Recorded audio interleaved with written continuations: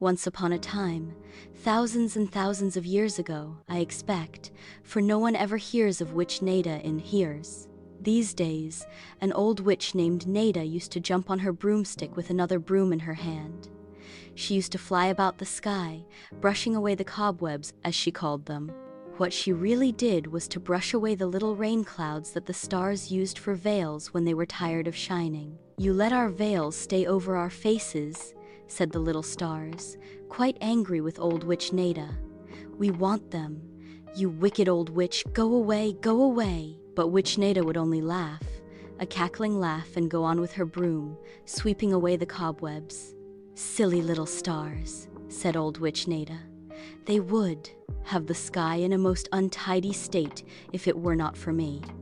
I have to sweep every night. If I didn't, the sky would be filled with cobwebs." Veils, indeed!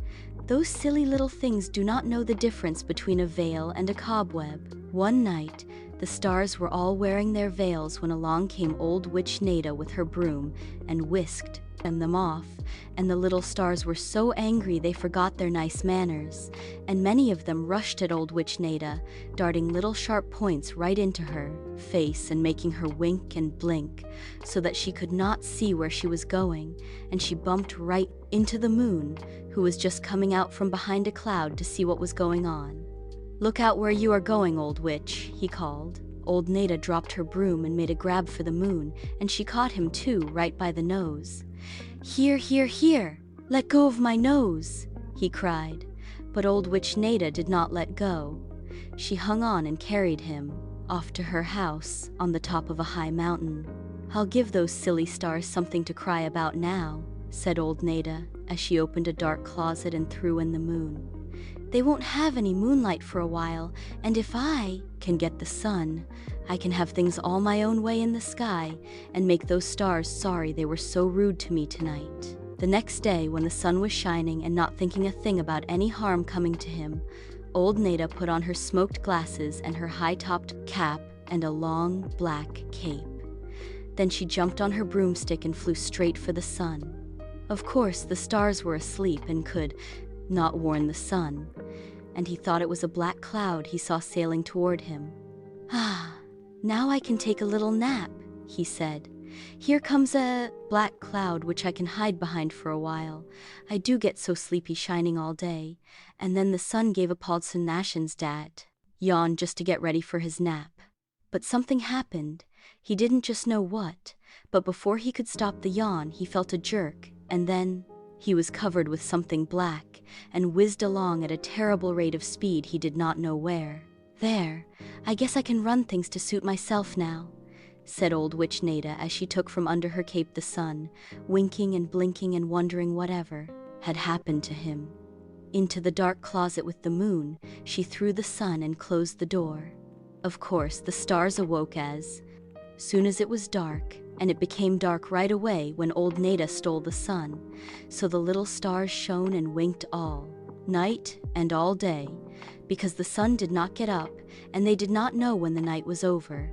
The next night they twinkled, and the next day, but then they began to get so sleepy they could not keep their bright eyes open, and one by one they began to nod.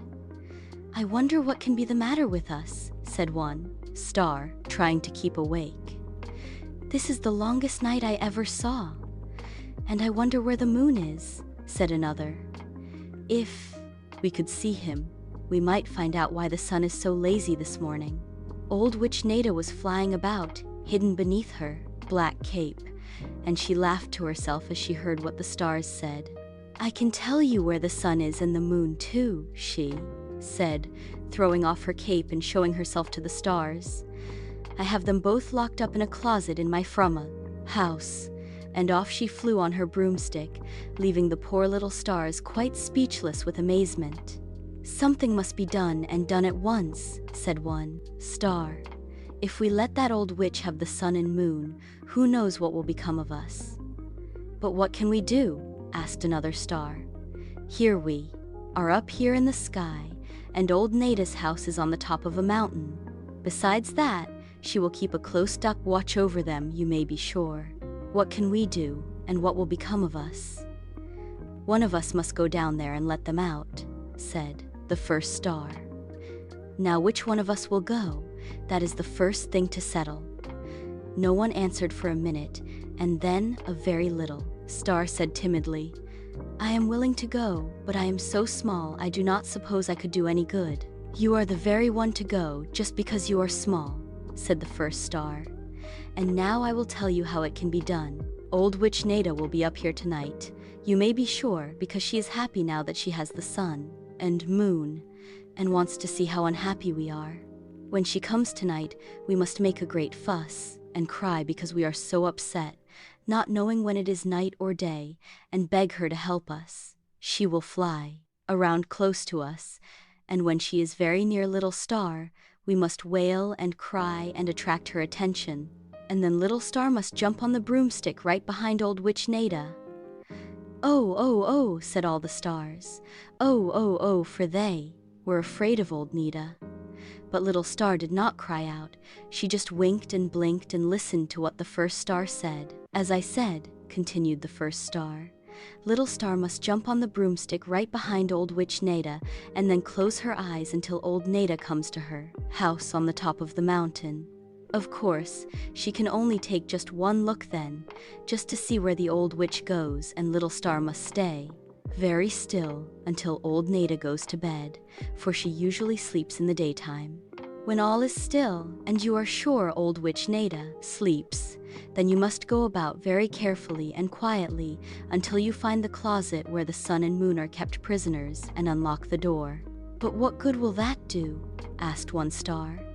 They will be out of the closet, but how will they ever get back to their places in the sky? The old witch will never bring them, of course. Wait, my dear sister, and I will tell you even how that can be managed, said the first star. After you have released the sun and moon, Little Star, you must hurry to the place where the old witch keeps her magic broomstick and jump on it. Smooth it 3 times one way, and then 3 times in the opposite direction, and it will obey you. You must be careful, however, to smooth it but one way until you have the sun and moon safely on it with you. But hush, hush, here comes Old Witch Neda. Old Witch Neda cackled and chuckled when she heard the wailing and crying the stars were making over the loss of the sun and moon. Oh, give them back to us! Give them back to us! They cried. We will never be rude to you again, even when you pull off our veils.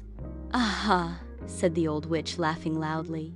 I guess you won't be rude to me, my silly little stars, for I intend to keep the old moon and sun locked in my closet and make you shine all the time until you are so sleepy you fall out of the sky.